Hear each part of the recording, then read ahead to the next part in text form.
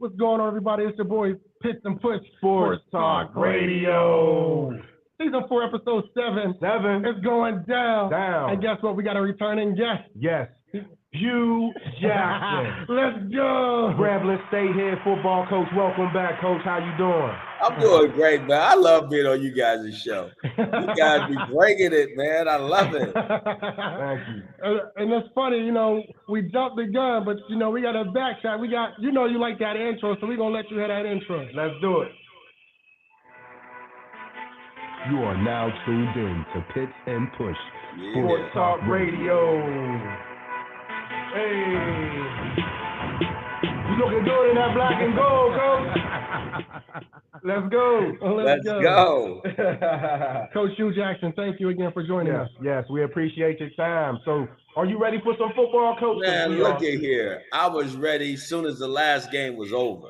I know that's right. When the gun went off against Southern, I go, man, can we play again? They said, nope, you got to go recruit. I said, okay. I understood. So let's go ahead and jump right into that. Talk about recruiting this year. How has that been working out for you? Oh, much better. And let me just say that I'm very excited about what the staff was able to do. We really set some time aside during the year to really understand where we needed to travel, how we needed to go about it, and being very transparent.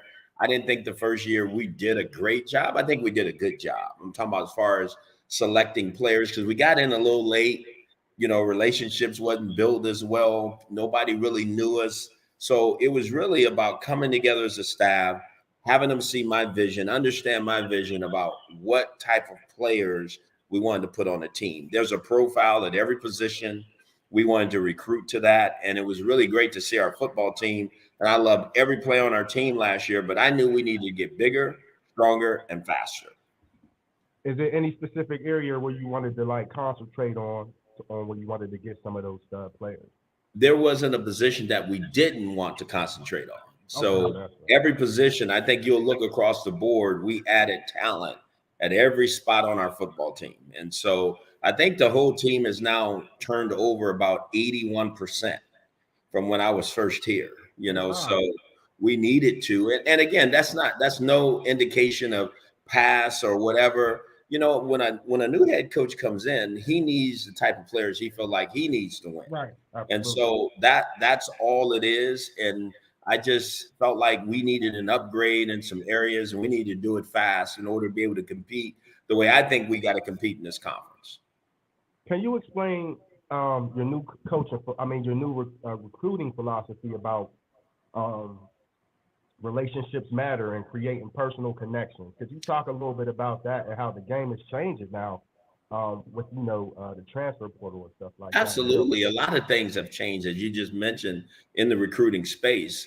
But first and foremost, I think building relationship with coaches, with parents, having these coaches come out to camps and having these players come out to camps, they get another opportunity to be around our coaches and know exactly what it is we're looking for. I'm one of those coaches that don't believe that talent fits everywhere. I think you got to have the right people to fit what you're trying to do. And so we try to really explain what we're looking for at every position. And then we go out and try to do that. But if you don't have those relationships built with coaches and they don't know you or they don't trust you, you're probably not going to be able to recruit their players. So first, we have to knock down those walls first and know that people are very authentic, that we're very organic about who we are and how we do things. And then people start to kind of gravitate to you for different reasons. And so we put all that in the bucket and then find a way to go find the best players that's going to fit Grambling State University.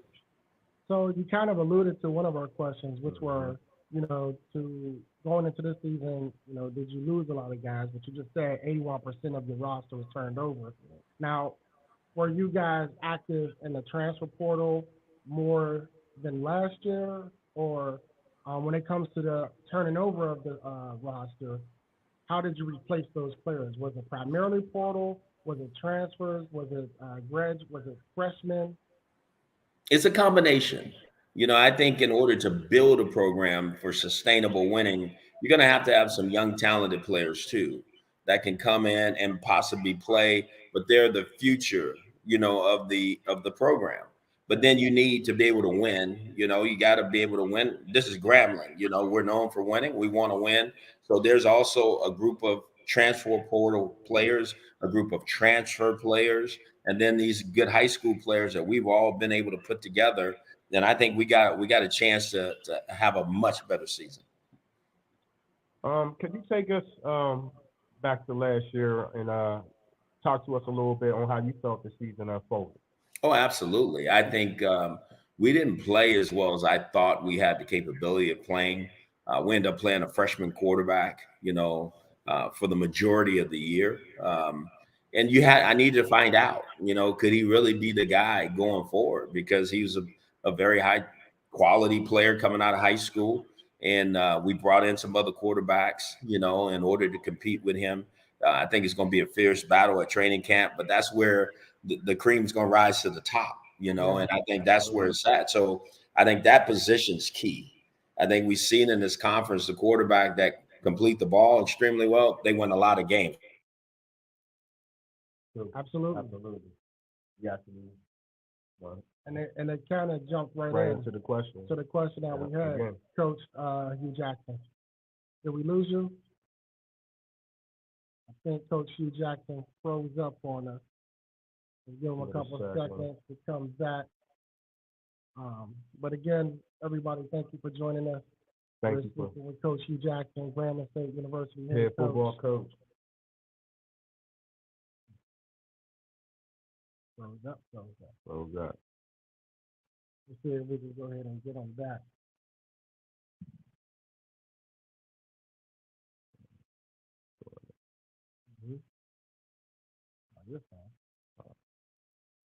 So yeah, in the meantime, again, Coach Hugh Jackson, coach of the Southwestern Atlantic West. 3-8 overall last year, 2-6 in the conference. And it's funny because he alluded to his freshman quarterback, which is Julian Calvin, and I was going to ask him that question next.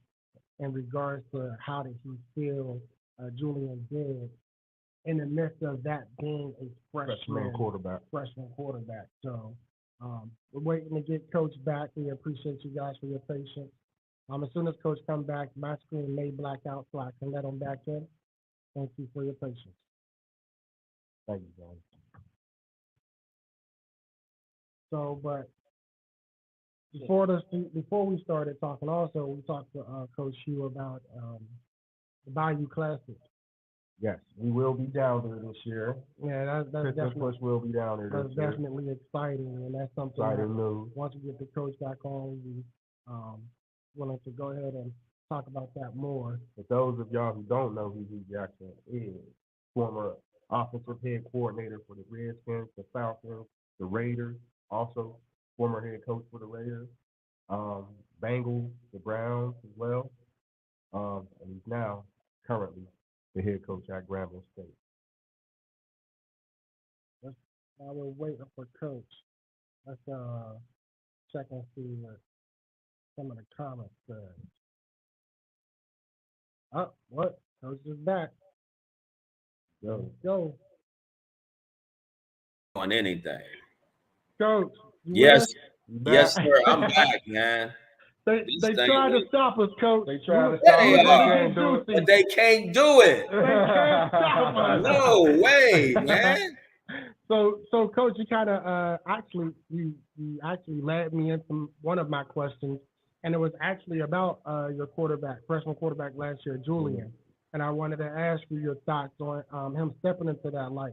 And being as though that was your first year, that was his freshman year, you know, typically coaches, quarterbacks can grow together, and you already stated that, you know, you wanted to see if the stage was too big for him.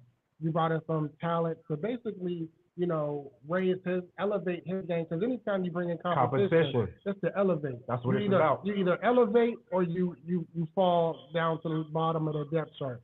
So if you can give us your thoughts on Julian and how you feel he did last year as a freshman. Well, I think last year was very tough for him. You know, he played a lot of football, got hit, got beat up, completed 41% of his passes. I mean, he nor me were impressed with that. You can't win a lot of games not being able to complete the ball. The quarterback's number one thing they got to do is complete the ball.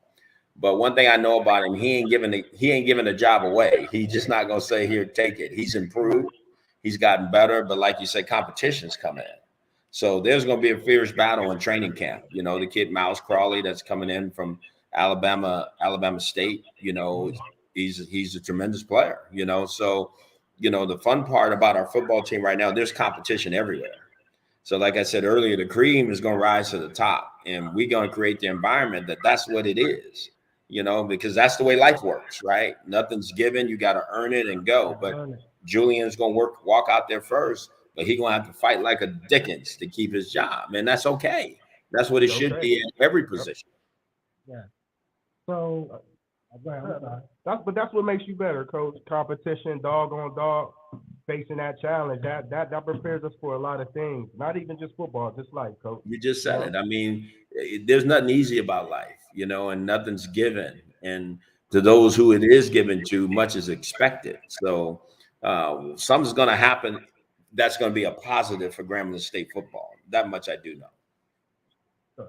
So I'm sorry, real quick. One of the questions I wanted to ask you was, or something that I think I observed from your team last year was that despite the fact that you guys went 3-8, you know, of course your expectations going into a season is not a losing season. Every coach goes in, regardless of how long you've been there, what players you have.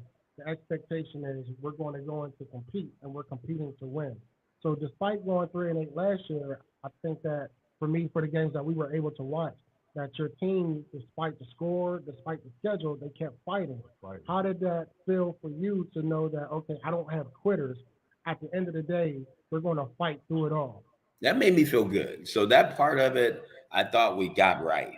You know, I thought the environment is good. I think the culture is good. I think what wasn't good, what builds even greater culture, as you men know, is winning, right?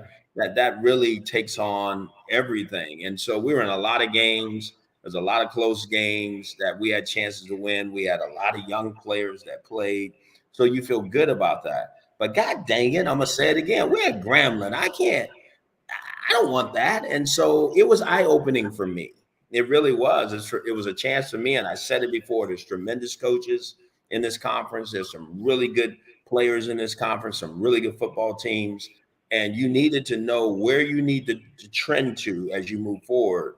And I'm going to say it again. We need to get bigger, stronger, and faster. Okay. And we did that. And so I'm feeling much better because I understand the conference now. I know what to look for. I know who we're playing. There's no secrets here. I mean, come on, let's go. Let's put the gloves off, put them on, brother, and let's go play. Let's go.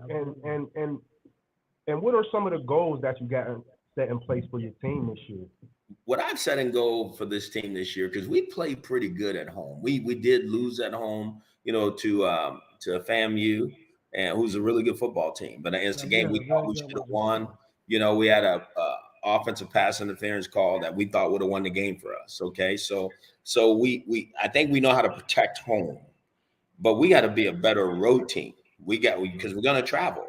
So you got to pack a good football team, go on the road with the right mentality and go win the game. So we didn't do that very well. So we need to do that better. And the players understand that. And it's a work ethic that we have to be about. I mean, you guys haven't asked me this, but yeah, I took the G off the helmet because I didn't think that we were representing Grambling State University the right way. And a lot of people got upset. That's okay. Deep. No, that's deep, though. And a lot of people, a lot of people got upset about that. It's a privilege to wear that deep. Yes, I mean, it's like, and that's what I felt. I thought like guys were just happy to be wearing a jersey, you know, and really what it meant is that you're here to win. When you come to Grambling, you come to Grambling to win. You're not here just to put on a jersey and say, I play for Grambling State University, whoop-de-woo, and go in the cafeteria and go across campus and all that. No, you're here to win championships. So I had to make that a mentality, and you're here to take care of business in the classroom as well. So we wasn't doing those things at a high level, and I thought it was the right thing to do. And you know what's so funny that you said that, Coach, is it's a comparison. You know, it's funny. You know, we both have sons, and talking to our sons, the mentality is different nowadays, right? Because you would think, or some would say that me going to Grambling and the historic accolades and the people that went to Grambling is rich, right? So to like you said, to put on that Grambling jersey, it's like you ain't even got to step on the field. It's like I've arrived, and you're Yes. okay with that. They become complacent in that moment, and Yes. that decal meant a lot because you want to be able to rep that. Who didn't want the decal? Who didn't want the stripes? What? Who didn't want the war mark? To like my war mark is better than yours. Like, you don't got no war mark. Hmm. So it's motivation. We ain't doing what we're supposed to do. We got to work harder. We got to work better. So with that being said, for you, Lester, are there any things that you've seen that maybe from you as a coach that you might do differently now, or because you were coming from a pro level to college, do you feel like you have to readjust Oh, your yes. coaching style because you're no longer you're dealing with young adults, not grown men, and the retention may not be as detailed? It wasn't the football. Let me say, I didn't think it was a football was too much. When I really look back, I thought the team bonding was bigger than anything. They're coming from so many different places, Yeah. and in walked the new head coach. There were some other players that were still there. There was new things happening, and the older guys thought that we were placing maybe the other guys ahead of them, and that wasn't the case. But I can understand that if you don't really address those things. When I look at everything, we're all G-men. We're all wearing the same jersey, the same helmet, the same uniform, so we're in this together. Well, no, I mean, you got to work at those things, and you just said the National Football League, you don't have to work at that, because at the end of the day, you plan for your check. And so that's what it is. You're gonna get your best effort all the time. And up here, our young men deal with so many more different things. I talk about it all the time. We have to do everything we can to make sure before they get to football that they haven't suffered a lot of L's, right? And when I'm talking about whether it's in the classroom, nutrition, different type of other resources, all those things are important to a football player before he ever gets to practice. We don't practice first thing in the morning. We practice at 2:00. So how many L's did he deal with before he ever got to the practice field? And now you have to untrain those before you can ever get to practice. So those things are real in our space, and they're things that I think all coaches are dealing with, and everybody's dealing with it differently. But I know it's something you have to address. When you talk about resources, Coach, we all know HBCUs have had a rough time with resources, right? How do you feel this year that with Grambling football? Do you think things are improving, or we still have a ways to go? Are we going to upward? Or are we going to downward? No, we're going upward, but we still got a ways to go. I'm not going to back down from what I was told I'm gonna have and what we're gonna get. The one thing I'll tell you, our players will tell you they ate well last year, and we're gonna continue to do that. We have a players' lounge that's being built, and it's gonna be finished. We got a weight room that's gonna get started, and it's gonna get finished. We got a locker room that's gonna get started, and it's gonna get finished. And to me, those things. And again, I'm not trying to make it as good as Alabama. I want it to be as good as we can make it.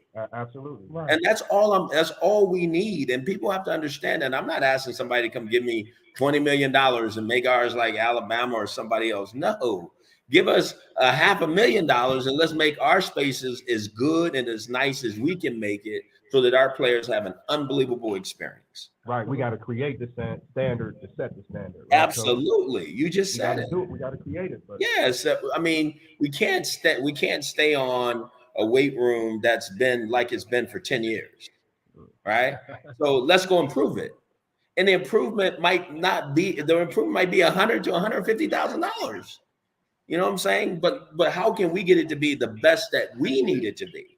Not the best that can, compare to everybody else. What do we need to be better? And I think that's the way we have to look at these things. Self-worth. We expect better. So, true. It's that inner check. So, Coach, as the season ended last year, did you see equality in your players after the season, despite how it ended? Maybe they got back in the lab. They was in the weight room. They were working on the craft. Oh yeah. I got two guys who will be with me at the SWAC Media Day. One being Sandiata Anderson. He on it now. The guy he played last year at 230 pounds. He's 250 pounds right now. And he's one of the best players in the conference. And Lewis Matthews is one of the best tacklers in the conference. These guys have taken the initiative of getting this thing changed. And that's what you have to do. They're older players, they've been through it, they know what it looks like, and they're both very good football players in this conference. And then I think there's going to be a host of guys. When I look on offense, Lyndon Rash, just what he means to a football team and what he knows that it takes to win is rubbing off on everybody else. But I think we all know until you have that quarterback who is that guy, right? That's what changes it all. And I think that's going to happen this year. I really do. I think the cream is going to rise to the top, and then we go that way. I truly believe that with my whole heart. So that's nurturing because, as a player, you want to hear your coach. I don't think I've ever heard a coach talk down on the thing, but the inspiring, the motivation behind it, is that, we didn't do what we needed to do. We didn't get where we wanted to go last year, but the work doesn't stop. Work now, but it's going to get harder, but I promise you, the results will be better. Talk to me. I like when you talk like that. And no doubt, because the work has gotten harder. I see it in the weight room. I see it in the classroom. I see it in the meetings, right? The fun part for me this year, I've gotten a chance to really be involved with our football team. I haven't just dove all in the offense. I'm in defense. I'm asking questions. I'm in special teams. I'm in offense. And obviously, because I'm the head coach, so my job is to create this environment for this team to become great. And boy, I feel so much better, one, about my staff and where we are, and two, about what we recruited and what we're going to have an opportunity to put on the field this year. I can't wait. We have this mantra that we talk about on defense: just put the ball down. Just put it down anywhere, any place, anytime. We're going to do it, right? And on offense, it's called G5 speed, because we got some guys that can run now. I mean, that was just so important to me. I come from Al Davis. Al Davis helped raise me, and got to have guys that can run, and we didn't have a lot of guys that can run like that a year ago. Just win, baby. Just win, baby. Right? And what does a person like yourself need to work on? Like, what do you need to focus on as a coach? Even though you've been around the game so long, right? It doesn't matter what level we on, amateur, pro, worker, boss. We all have something that we need to focus on, or right, work on just to improve. We all have room for improvement. Absolutely. Right. What do you feel, or what have you been working on, Coach, personally? The biggest thing I've been working on is understanding these players have a heavy load, and so we can't overload them, right? And making sure that my expectation of what they should be is realistic. That I'm not elevating it too high or too low, but understanding there is a standard, and we're going to get that standard. Mike Tomlin says it all the time: the standard's a standard, right?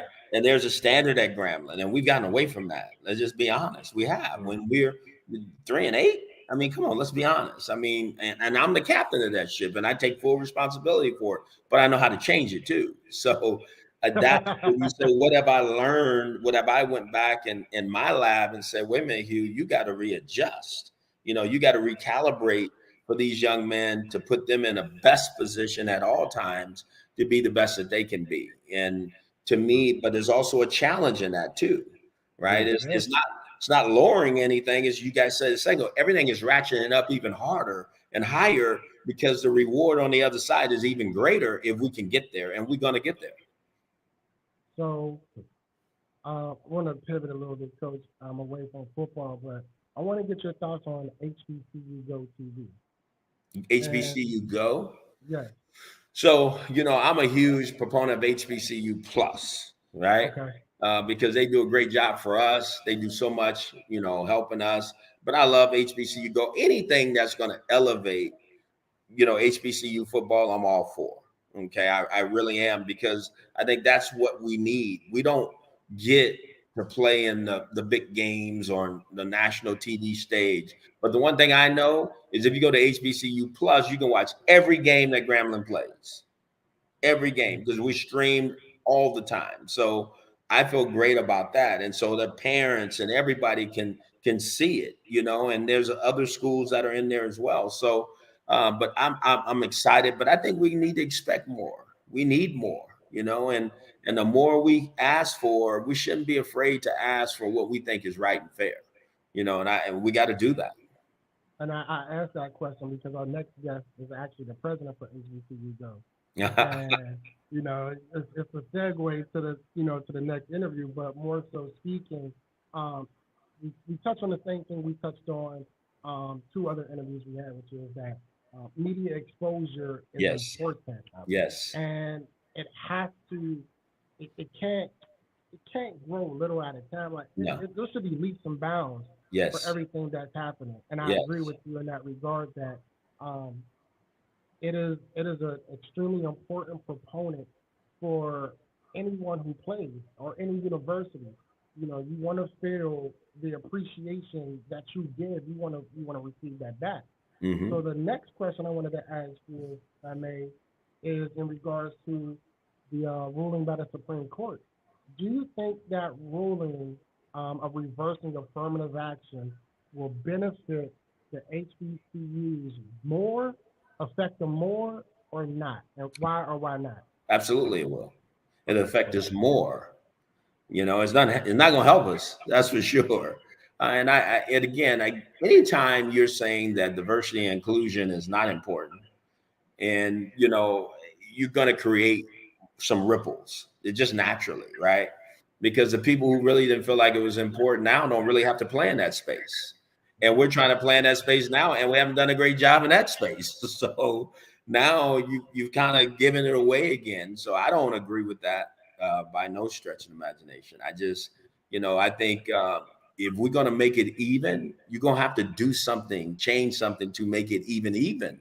Now, because it's never been even. Never been even. That's right. So I struggle with it all. It's a tough thing to hear, but at the same time, we have to continue to push forward and make sure that we call out what we see, the way we see it, and try to get people to do it the right way as much as we can. Do you know of any organizations that people can go and lobby for this type of stuff? Or I do not. I don't. My time, like you said, I'm in that football lab or that recruiting lab. I wish I could get out there. Maybe when I'm older and I'm not coaching football, man, I'm gonna be out there with the biggest picket fence you've ever seen in your life, screaming and hollering, trying to get this thing right. nice. Well, what are your thoughts on the Tennessee State becoming the first HBCU hockey team? And would you like to see other HBCUs like Grambling and other schools follow I suit? sure would. When I was there, Mickey Allen told me he was going to pull this off. We were at a hockey game, sitting up there. He goes, Hugh, I'm going to get a hockey team here. I go, Mickey, best of luck. Because I thought it was he had a plan, and it's awesome to see him put that thing together and have it come to fruition and show everybody you can do more. Yep. You can do more than you think. You just got to have a process and a plan and a process, I should say, and go do it. And he did it. I'm so proud of him for doing that. Would you like to see other HBCUs follow? Yes, why not? People, well, we can't add sports because we don't have any money. What do you mean you have no money? That's the thing that gets me so much when people say we have no money. What does that mean? Does that mean you didn't tap into your alumni and your other chapters and the people who love your school and that your school is so important to? Did you not be very transparent about what you were doing with the capital? What is it? Okay, let's start from scratch and start all over and do this the right way, because I think there's some tremendous wealth from some of our minorities in the world, and we got to tap into it. Yeah, Coach, we hate wrapping it up with you because it's always a real conversation. Real deal. It was a real recognized. Holyfield, real deal. Let's go. We are so appreciative and grateful for the time that you always given us. Thank you. You've never sat away. You're a text away. We always have a contact with you. We are so looking forward to the Bayou Classic. Let's go. We'll be there this year. Yes. And hopefully, I don't know. I like to see that. I like to see that Grambling and Southern matchup. That'd be good for us. Get to see our boy Hugh against our boy Jordan Carter. Listen, man, we need it. It's an unbelievable rivalry. It's an unbelievable game. Just to be involved in that game last year was phenomenal. Now, I don't like losing that son of a gun, but being involved in it was a lot of fun. And I get it now and understand all these classic games, these big games, the Prairie View game down in Dallas. I mean, I understand these things more now than ever before. So I'm so looking forward to them this year. I'm looking forward to having you guys come and be a part of it with us. I'm always watching what you men are doing because you guys are tremendous in this space. Keep doing what you're doing, man. Thank you. And we're going to let you go, Coach. Again, Season 4, Episode 7, Pits and Push Sports Talk Radio. Coach Hugh Jackson. You are now tuned in to Pits and Push Sports Talk Radio. Hey, thank you, Coach. Thank you guys, man. Y'all are awesome, bro. You guys got to get Hardy Pelt on from HBCU Plus.